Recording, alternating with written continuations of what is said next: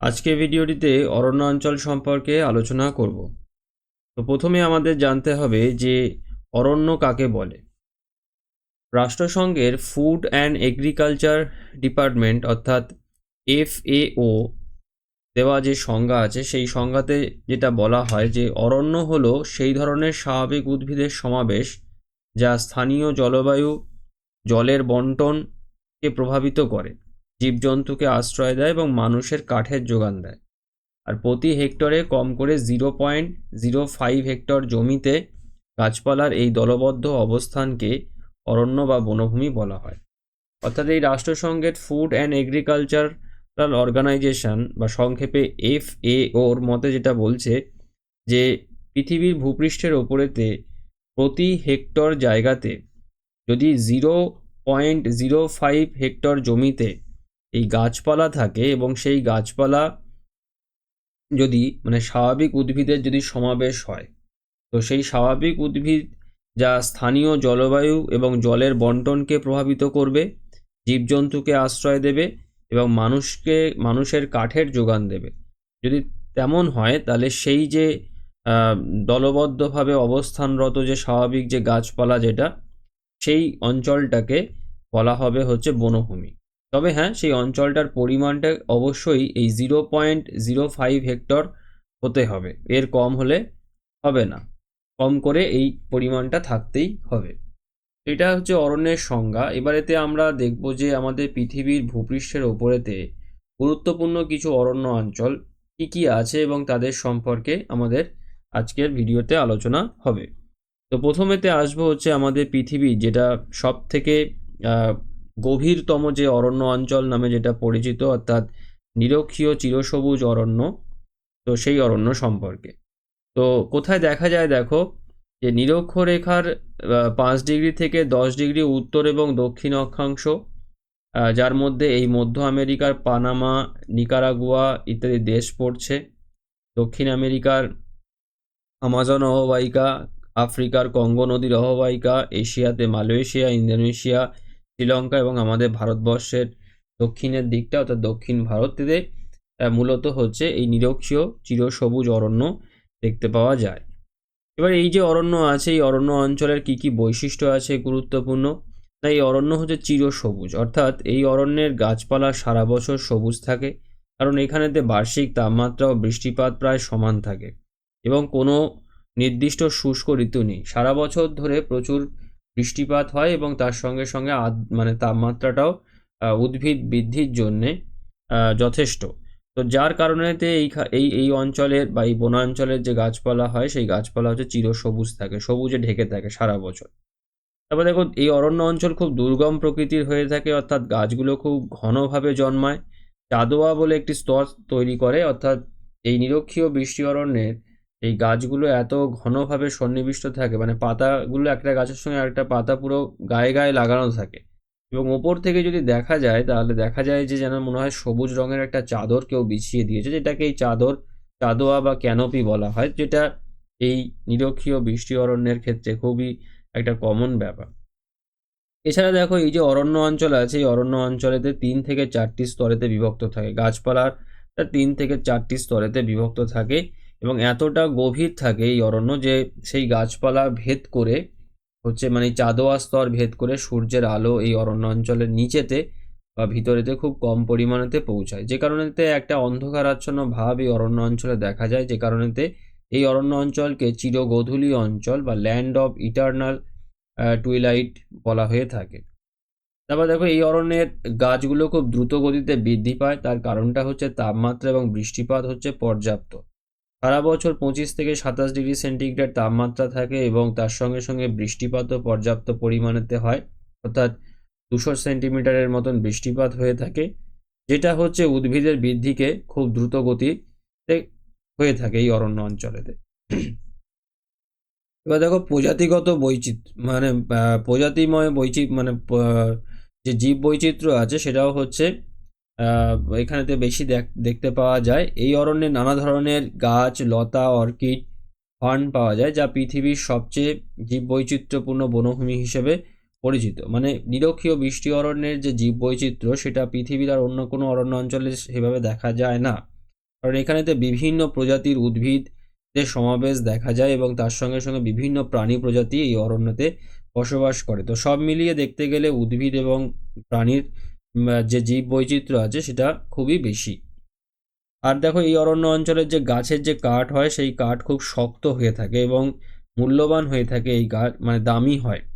তো দেখো এখানতে যে এবনি, মেহগনি, রোজউডের মতন যে সমস্ত গাছগুলো জন্মায় সেগুলোর কাঠ খুব শক্ত হয় এবং এই কাঠের বাণিজ্যিক মূল্যও প্রচুর, যে কারণে এই মূল্যবান হয়ে থাকে এই গাছগুলো, যেটা এই অরণ্যকে অনেকটা অর্থনৈতিক দিক থেকে সমৃদ্ধ করেছে।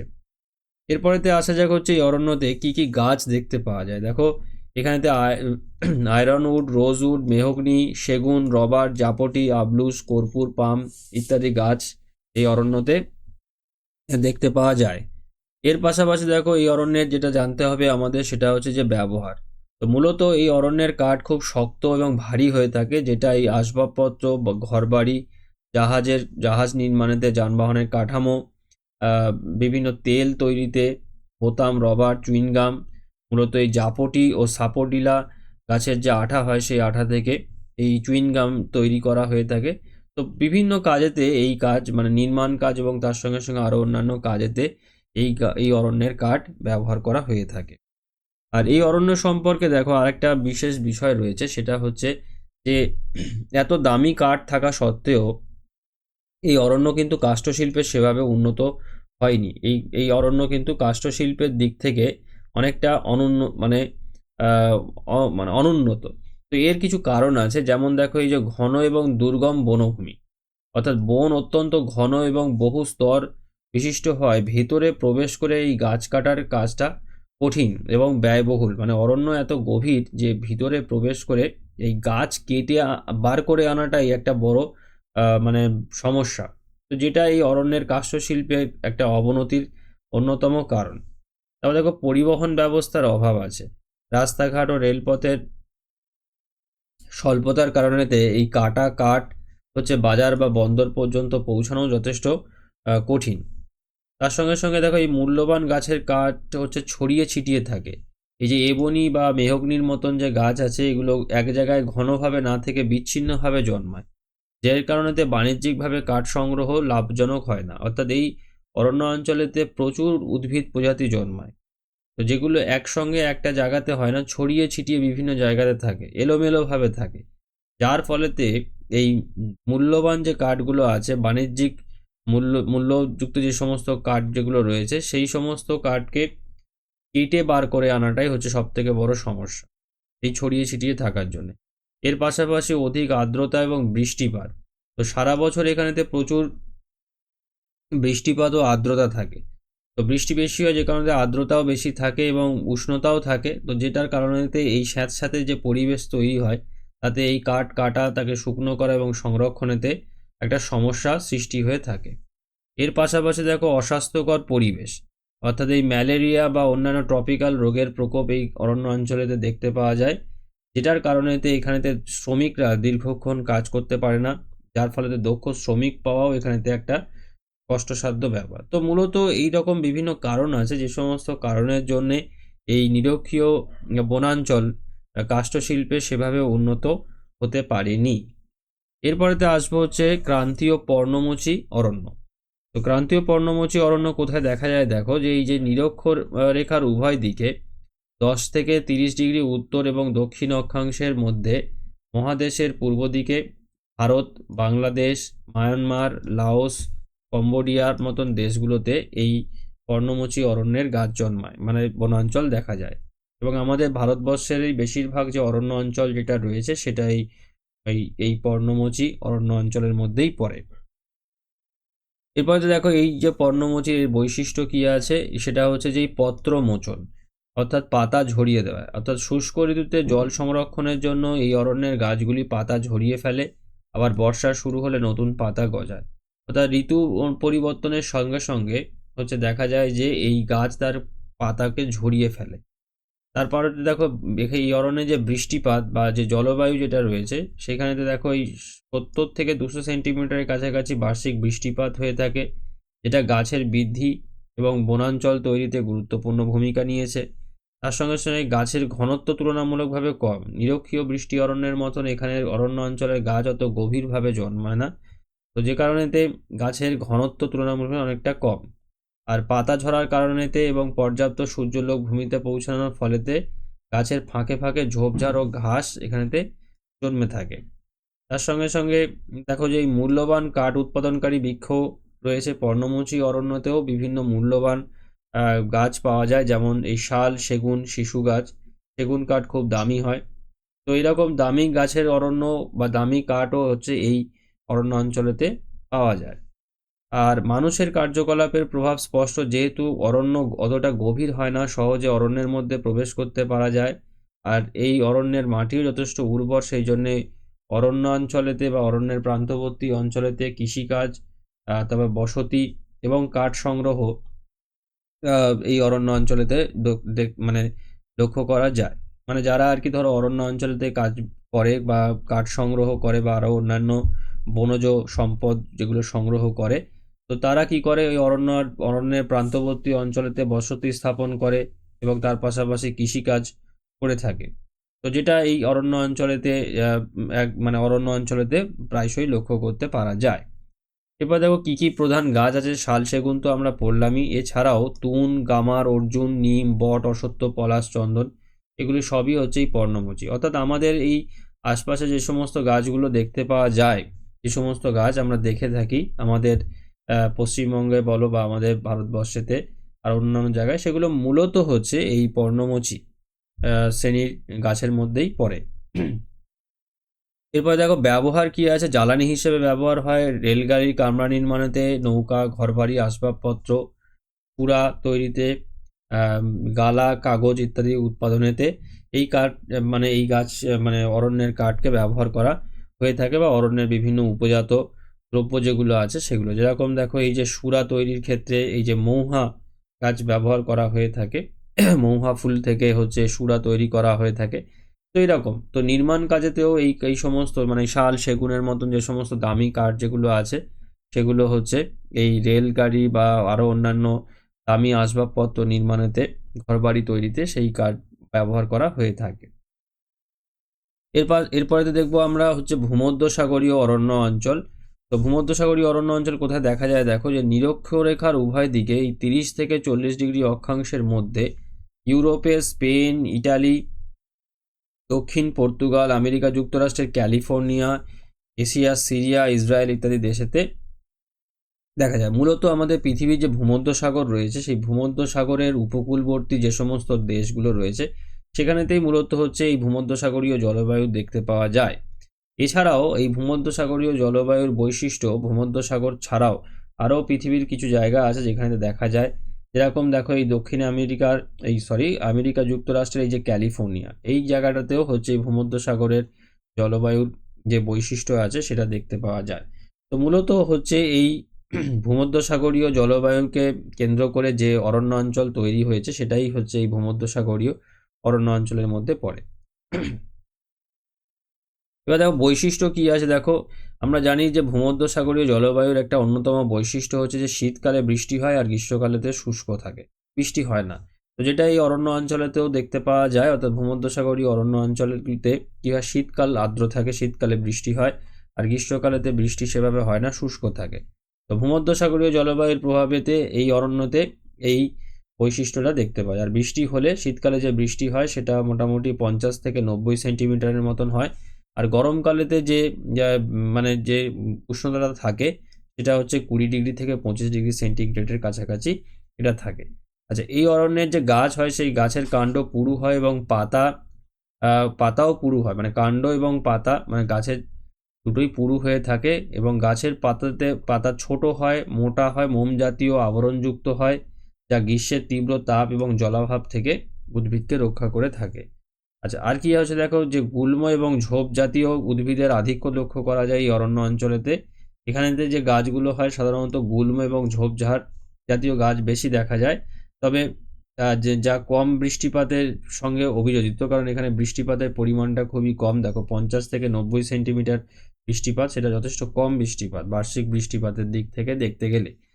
তবে যেখানেতে একটু বৃষ্টিপাতের পরিমাণটা বেশি আছে সেই সমস্ত জায়গাতে, মানে আর্দ্র যে সমস্ত জায়গা রয়েছে সেখানেতে বড় বড় বৃক্ষজাতীয় গাছ জন্মে থাকে। তবে মূলত হচ্ছে এই অরণ্য অঞ্চলেতে এই গুল্ম এবং ঝোপঝাড় জাতীয় গাছই জন্মায়।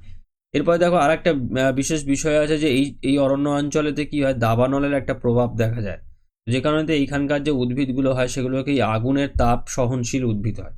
অর্থাৎ কি দেখো, এই দাবানলের প্রবণতা বেশি হয় অনেক সময় অনেক উদ্ভিদের এই যে মোটা বাকল, মানে ছালটা খুব মোটা হয় এবং যে মূল থাকে সেই মূলটা হচ্ছে অনেকটা গভীরে থাকে।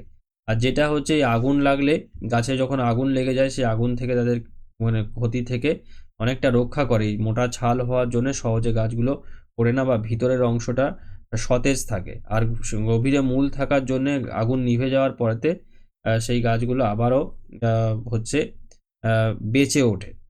এটা যদি পুরোপুরি পুড়ে যায় তাহলে তো আর বেঁচে উঠতে পারবে না, কিন্তু যদি মানে যতটা গাছ নিজেদেরকে প্রোটেক্ট করতে পারবে তারপরে যদি তার মধ্যে সতেজতা থাকে তাহলে সেই গাছটা আবার বেঁচে ওঠে। আচ্ছা, এরপরে দেখো আর একটা বিশেষ বৈশিষ্ট্য যেটা রয়েছে সেটা হচ্ছে ফল এবং অর্থকরী উদ্ভিদের উপস্থিতি। এই ভূমধ্যসাগরীয় অরণ্য অঞ্চল হচ্ছে ফল উৎপাদনের জন্য খুব বিখ্যাত। টক জাতীয় বিভিন্ন যে ফল আছে সেই সমস্ত ফল এই অরণ্য অঞ্চলেতে উৎপাদন করা হয়ে থাকে, মানে উৎপাদিত হয়ে থাকে। যেরকম দেখো এই যে জলপাই, অলিভ যেটা হয় ভূমধ্যসাগরীয় অরণ্যের একটি অন্যতম গাছই হচ্ছে এই জলপাই গাছ। তার পাশাপাশি আঙুর, কমলা লেবুর মতন টক জাতীয় ফলের গাছ রয়েছে যেগুলো অর্থনৈতিকভাবে যথেষ্ট গুরুত্বপূর্ণ। আহ, আর এই অরণ্যতে প্রচুর পরিমাণেতে জন্মায়, মানে ফলের গাছ হচ্ছে এই অরণ্য অঞ্চলেতে প্রচুর পরিমাণেতে জন্মে থাকে। তারপরে দেখো এর যে বৃক্ষ যেগুলো রয়েছে দেখো এছাড়াও মানে ফলের এছাড়াও দেখো এই যে কর্ক গাছ আছে, ওক গাছ আছে, জলপাই, আঙুর, কমলালেবু তো পড়াই গেল, এছাড়া হচ্ছে রেডউড, জারা, কারির মতন বিভিন্ন গাছ হচ্ছে এই অরণ্য অঞ্চলেতে জন্মাতে দেখা যায়। ব্যবহার কি আছে দেখো, এই জলপাইয়ের থেকে যে তেল তৈরি হয়, অলিভ অয়েল আমরা জানি যেটা জলপাইয়ের থেকে হয়। এই যে কর্ক গাছ হয়, কর্ক গাছের ছাল থেকে এই বোতলের যে ছিপি হয়, সেই ছিপি তৈরি করা হয়ে থাকে।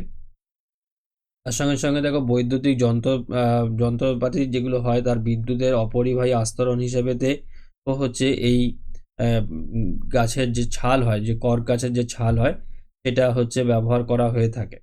এছাড়া জ্বালানি, ফল, ফুল এবং সবজি উৎপাদনও হচ্ছে এই অরণ্য অঞ্চলেতে করা হয়, যেগুলো মানুষের বিভিন্ন কাজেতে ব্যবহার করা হয়ে থাকে। খাদ্য হিসেবে মানুষ তো এগুলোতে ব্যবহার করে, মানে ফুল বিভিন্ন কাজে লাগে এবং ফল, সবজি এগুলো তো মানুষ নিজের খাদ্য হিসেবেতে ব্যবহার করছেই। আচ্ছা, এরপরেতে দেখো যেটা রয়েছে সেটা হচ্ছে নাতিশীতোষ্ণ মিশ্র অরণ্য। তো নাতিশীতোষ্ণ মিশ্র অরণ্য কোথায় দেখা যায় দেখো, যে নিরক্ষরেখার উভয় দিকে মোটামুটি 30 থেকে 50 ডিগ্রি অক্ষাংশের মধ্যে এই অরণ্য অঞ্চলটা অবস্থিত। তো মূলত দক্ষিণ ও পূর্ব চীন, জাপান, দক্ষিণ পূর্ব অস্ট্রেলিয়া, নিউজিল্যান্ড, দক্ষিণ আফ্রিকা, আমেরিকা যুক্তরাষ্ট্রের পূর্বাংশতে এই নাতিশীতোষ্ণ মিশ্র অরণ্য দেখতে পাওয়া যায়। এই অরণ্য অঞ্চলে বৈশিষ্ট্য দেখো কি আছে, এখানেতে একসঙ্গে চিরসবুজ এবং পর্ণমোচী দু রকমেরই গাছ একসঙ্গে জন্মায়, যে কারণেতে এটা মিশ্র অরণ্য বলা হয়ে থাকে। তার সঙ্গে সঙ্গে দেখো এই জলবায়ুর যে বৈশিষ্ট্য আছে, যে তাপমাত্রা মধ্যম প্রকৃতি, যেহেতু নাতিশীতোষ্ণ অঞ্চল সেই জন্যে তাপমাত্রাটা মধ্যম প্রকৃতির হয়ে থাকে, খুব বেশি গরম নেই, খুব বেশি ঠান্ডা নেই। তার সঙ্গে সঙ্গে পর্যাপ্ত বৃষ্টিপাত। আচ্ছা, তাপমাত্রার যে পরিমাণটা সেটা হচ্ছে 6 থেকে 15 ডিগ্রি সেন্টিগ্রেড, আর বৃষ্টিপাত মোটামুটি 25 থেকে 100 সেন্টিমিটারের মতন বৃষ্টিপাত হয়ে থাকে, যেটা উদ্ভিদ বৃদ্ধির জন্য পর্যাপ্ত। দেখো ঋতু পরিবর্তনের প্রভাব লক্ষ্য করা যায়, অর্থাৎ বসন্ত, গ্রীষ্ম, শরৎ, শীত প্রভৃতি ঋতুগুলো এখানেতে পর্যায়ক্রমিকভাবে পরিবর্তিত হয় এবং তার প্রভাব অরণ্য অঞ্চলের ওপরেতে স্পষ্ট অনুভূত হয়ে থাকে। আর যেহেতু পর্ণমোচী গাছ যেহেতু জন্মায় সেই জন্য একটা সময়তে গাছ তার পাতা ঝরিয়ে দেয়, আবার যেহেতু চিরসবুজ গাছ হয় সেই জন্যে নতুন পাতাও গজায় এবং এইটা একটা চক্রাকারে হয়ে থাকে, অর্থাৎ পাতা ঝরিয়ে দেওয়া এবং নতুন পাতা আবার গজানো, এই ব্যাপারটা ঋতু পরিবর্তনের সঙ্গে সঙ্গে এই বিষয়টা হয়ে থাকে। তারপরে দেখো যে জৈব পদার্থ সমৃদ্ধ মাটি, অর্থাৎ এই যে পাতা গাছ থেকে নিচে যে পড়ে যায় সেই পাতা পচে যায়, পচে হিউমাস তৈরি করে, যেটা ন্যাচারালি একটা সারের কাজ করে থাকে, যেটা মাটিকে, অরণ্য অঞ্চলের মাটিকে অনেকটা উর্বর করে তোলে। এর পাশাপাশি জীববৈচিত্র্য সমৃদ্ধ আছে, কারণ এই অরণ্যতে বিভিন্ন বৃক্ষশ্রেণীর গাছ, যেহেতু চিরসবুজ উদ্ভিদ জন্মায় সেই জন্য বৃক্ষশ্রেণীর গাছও আছে। তার পাশাপাশি ঝোপঝাড় এবং বিভিন্ন রকমের প্রাণীর উপস্থিতিও এই অরণ্য অঞ্চলে দেখতে পাওয়া যায়, যেটা সব দিক থেকে দেখতে গেলে একটা জীব বৈচিত্র্যময় পরিবেশ তৈরি করেছে, যথেষ্ট সমৃদ্ধ জীব বৈচিত্র্যের দিক থেকে যথেষ্ট ভালো রয়েছে। আচ্ছা, এই অরণ্য অঞ্চলে প্রধান কি কি গাছ আছে দেখো, ইউক্যালিপটাস গাছ আছে। ইউক্যালিপটাস গাছ আমাদের এখানে তো বিভিন্ন জায়গাতে দেখতে পাওয়া যায়, তোমরা হয়তো অনেকেই দেখেছো। এছাড়া poplar, walnut, quebracho, oak, beech, hickory, maple, birch, চেস্টনাটের মতন বিভিন্ন গাছ এই অরণ্য অঞ্চলেতে জন্মায়। ব্যবহার হচ্ছে দেখো, বিভিন্ন আসবাবপত্র তৈরিতে ব্যবহার করা হয়, খেলাধুলার সরঞ্জাম তৈরিতে ব্যবহার করা হয়, জাহাজের পাটাতন, ঘরবাড়ি নির্মাণ কার্যেতে হচ্ছে এই অরণ্যের যে গাছ হয় সেই গাছের কাঠ ব্যবহার করা হয়ে থাকে।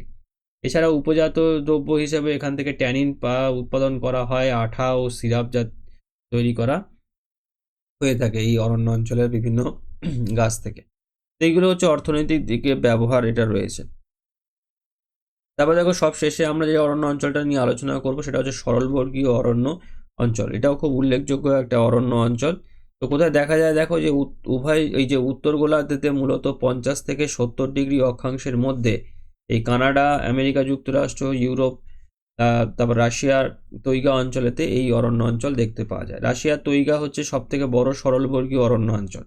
যেরকম হচ্ছে আমাজন নদীর অববাহিকা সেলভা অরণ্য যেরকম সব থেকে বড় নিরক্ষীয় বৃষ্টি অরণ্য, সেরকমই এই রাশিয়ার যে তৈগা আছে, এই তৈগা পৃথিবীর সব থেকে বড় সরলবর্গীয় অরণ্য অঞ্চল। তো বৈশিষ্ট্য দেখো কি কি আছে এই অরণ্য অঞ্চল যেটা হয়, এখানেতে এই যে শঙ্কু আকৃতির বৃক্ষ, গাছগুলোর যে আকারটা হয় তোমরা হয়তো অনেকেই বইয়েতে দেখেছো, এরকম শঙ্কু আকৃতির হয়ে থাকে গাছগুলো এরকমভাবে। তো গাছের উপরে যাতে তুষার জমতে যাতে না পারে সেই জন্য এই অরণ্য অঞ্চলের যে গাছগুলো হয় সেগুলো এই শঙ্কু আকৃতির হয়ে থাকে।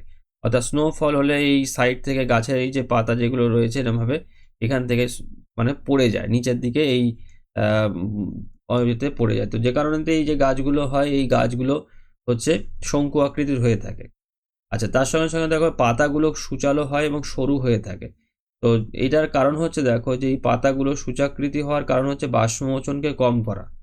জল যাতে মানে গাছের থেকে বেরিয়ে যেতে না পারে সেই জন্য পাতাগুলোকে ছোট করে দেওয়া হয়েছে অভিযোজনের মাধ্যমেতে, যেটা বাষ্পমোচন কম করে। আর এই যে তীব্র শীত ও তুষারপাত সহ্য করতে যেটা আর একটা সুবিধা দান করে থাকে, কারণ এই অরণ্য অঞ্চলেতে বছরের প্রায় এই যে দেখো এই যে দীর্ঘ ও তীব্র শীতকাল, অর্থাৎ এই উচ্চ অক্ষাংশ এবং পার্বত্য অঞ্চলেতে এই অরণ্য অঞ্চল দেখতে পাওয়া যায়। আর যে কারণে এখানে শীত খুব প্রবল এবং দীর্ঘস্থায়ী, 8 থেকে 9 মাস হচ্ছে এই অরণ্য অঞ্চলেতে শীত স্থায়ী হয়ে থাকে। এই অরণ্য অঞ্চল যেখানেতে অবস্থিত সেখানেতে এই 8 থেকে 9 মাস হচ্ছে ঠান্ডা থাকে এবং শীতের সময়তে এখানেতে তুষারপাত হয় ভীষণ, যার ফলেতে এই অরণ্য অঞ্চল প্রায় বরফে ঢাকাই থাকে। তো যে কারণেতে হচ্ছে এই অরণ্য অঞ্চলের যে গাছগুলো আছে এই প্রচণ্ড ঠান্ডা এবং তুষারপাত থেকে বাঁচার জন্যই সেইভাবেই এরা অভিযোজিত হয়েছে। আর শঙ্কু আকৃতি হওয়াটাও তাই সেই অভিযোজনের একটা অংশ। এছাড়া দেখো এখানে গ্রীষ্মকাল স্বল্পস্থায়ী, কারণ 8-9 মাস যদি শীত থাকে তো খুব স্বাভাবিকভাবে গ্রীষ্মকাল খুব স্বল্পস্থায়ী হবে। আচ্ছা, অরণ্য অঞ্চলে যেটা হয় তলদেশ হচ্ছে খুব পরিষ্কার, যেহেতু 8-9 মাস ভূমি তুষারাবৃত থাকে, বরফাবৃত থাকে, সেই জন্য তলদেশে ঝোপঝাড় বা লতাগুল্ম জন্মাতে পারে না।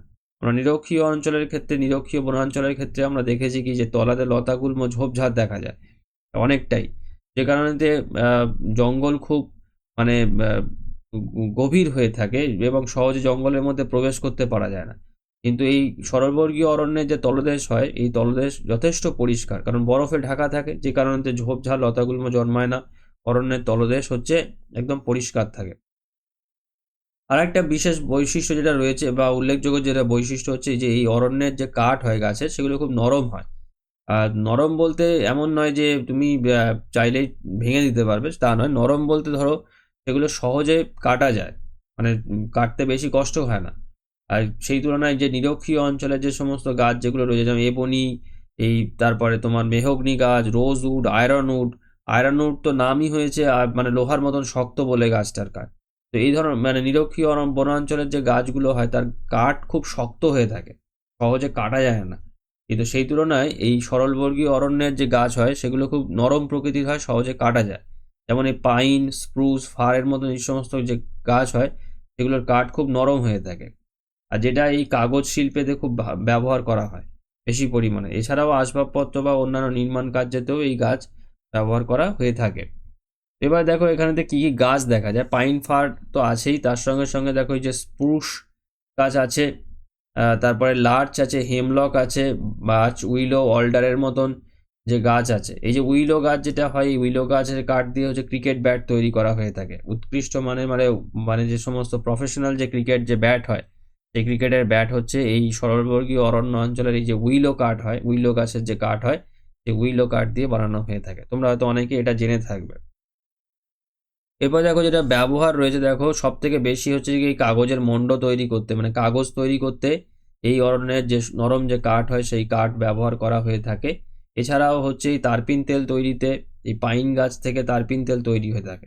তারপরেতে হচ্ছে রাসায়নিক দ্রব্য, কৃত্রিম তন্তু, দেশলাই, প্যাকিং বাক্স ইত্যাদি তৈরিতে এই গাছ এই অরণ্যের নরম কাঠ ব্যবহার করা হয়ে থাকে। এর পাশাপাশি গৃহ নির্মাণের কাজেতেও এই অরণ্য অঞ্চলের কাঠ ব্যবহার করা হয়ে থাকে। তো সরলবর্গীয় অরণ্য সম্পর্কে আরেকটা গুরুত্বপূর্ণ বিষয় এটা জানতে হবে আমাদেরকে, সেটা হচ্ছে যে এই যে কাষ্ঠ শিল্প। সরলবর্গীয় অরণ্য অঞ্চল কাষ্ঠ শিল্পেতে খুব উন্নত। আমরা নিরক্ষীয় বনাঞ্চলের ক্ষেত্রে দেখেছি যে নিরক্ষীয় বনাঞ্চল কাষ্ঠ শিল্পে অতটা উন্নত নয়, কিন্তু সরলবর্গীয় যে বনাঞ্চল আছে সেই সরলবর্গীয় বনাঞ্চল কাষ্ঠ শিল্পে খুবই উন্নত। তো এই উন্নতির কয়েকটা কারণ আছে, যে কারণগুলো একটু আমাদের জানা দরকার। সেটা হচ্ছে দেখো যে এই একই প্রজাতির গাছের পাশাপাশি অবস্থান, অর্থাৎ এই যে অরণ্য অঞ্চল যেটা রয়েছে, এই অরণ্য অঞ্চলেতে একই ধরনের গাছ বিস্তীর্ণ এলাকা জুড়ে জন্মায়। তো যে কারণেতে বৃহৎ পরিসরেতে গাছ কাটা মানে কাঠ কাটা সহজ এবং লাভজনক হয়ে থাকে।